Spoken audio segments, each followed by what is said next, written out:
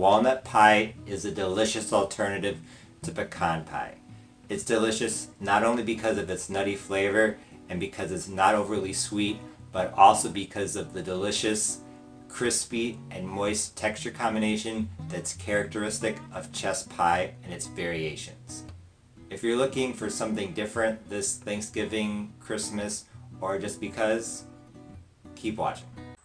So I've been wanting to make a walnut pie for some time now. Last fall I made a peanut pie. If you haven't seen that video, be sure to check it out. And it was actually really good. Everyone knows pecan pie, and so like I said, I tried the peanut pie and then I said, I wonder how a walnut pie would taste. I really didn't research this recipe a ton. I've heard that sometimes walnuts, when they're cooked, they can be kind of bitter. I'm not sure on that, so I guess we will be learning together. I'm treating this like a pecan pie, and this is how I'm going to go about it. Here I have 6 tablespoons of melted butter, 1 cup, or as I measure it, 240 grams of light brown sugar, 1.5 cups or 180 grams of chopped walnuts. I would not use whole walnuts, just like how I would not use whole pecans for pecan pie. People say that using whole nuts in pecan pie can make it hard to cut. So honestly, I think you're better off using chopped. I'm using my 9-inch homemade pie crust, but feel free to use your own recipe or a store-bought crust. Pre-made store-bought crust is definitely less quilombo. 2 large eggs, 1 teaspoon of vanilla, and 1/8 teaspoon of salt. I know in some other chess pie recipes there's a tablespoon of vinegar. I think you could add that to this, or some pecan pie recipes have even a tablespoon of milk, but honestly I think this will be okay. So I'm going to start off just by adding the nuts, the sugar.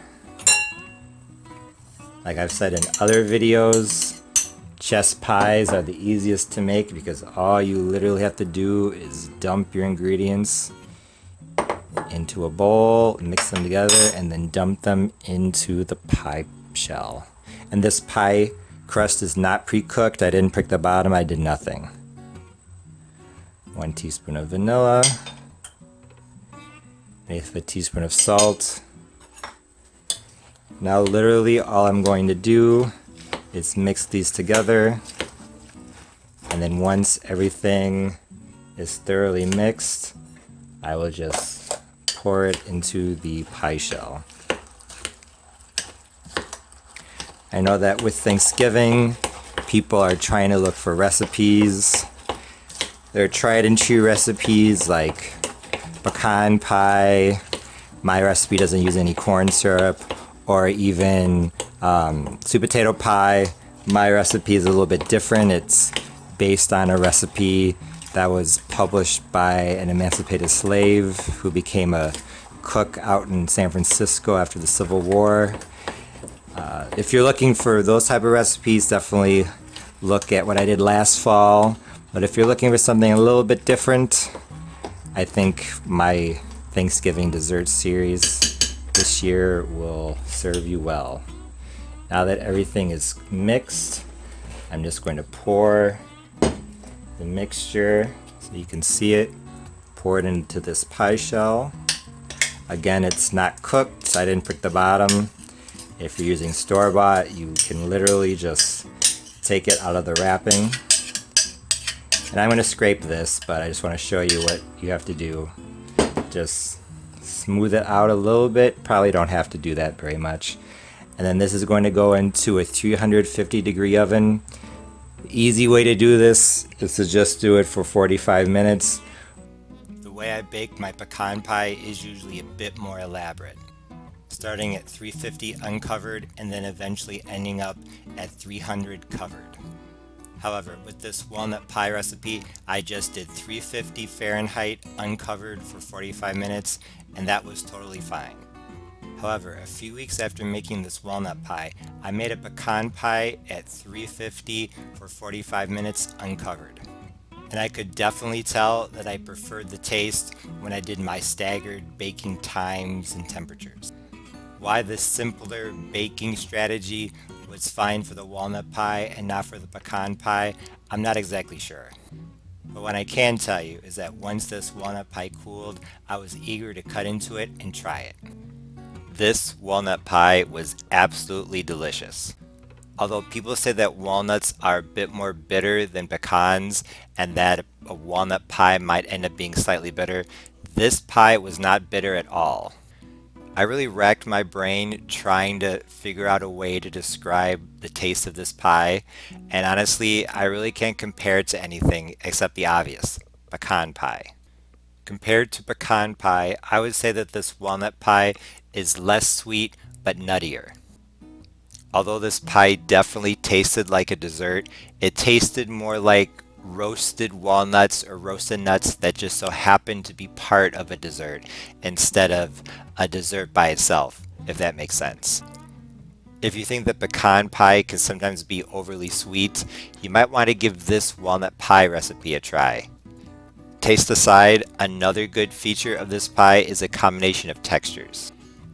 As you can see in these up-close photos, the sugar on top formed a nice crust while the sugar underneath stayed soft and moist.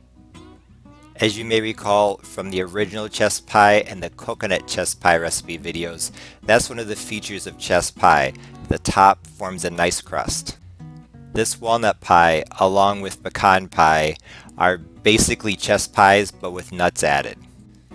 So the formation of these two distinct layers shouldn't be much of a surprise. Actually, the order in which I uploaded these recipe videos, first the original chess, then the coconut chess, then this walnut pie, was all on purpose. I wanted you to see how versatile chess pie really is and how adding additional ingredients can totally and completely change the outcome.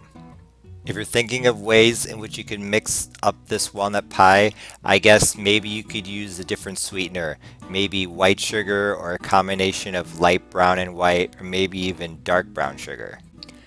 I also think that a sprinkling of salt, maybe an eighth of a teaspoon over the top of the pie, would be nice as well. This was my first time both making and trying walnut pie, and I have to say that I'm pretty impressed. Although walnut pie is very similar to pecan pie, it still is a bit different, so if you prefer walnuts over pecans, definitely give this recipe a try. Although you've already had 3 good chess pie recipe variations in my Thanksgiving pie series, it's not over yet, so stay tuned. Thanks for watching. If you liked this video, please be sure to like, share, comment, and subscribe. For more information about Argentinian food and Southern recipes, please visit my website, parnellthechef.com, and be sure to follow me on social media. Right now, I'm most active on Twitter and Instagram. Once again, thanks for watching. See you next time. Bye!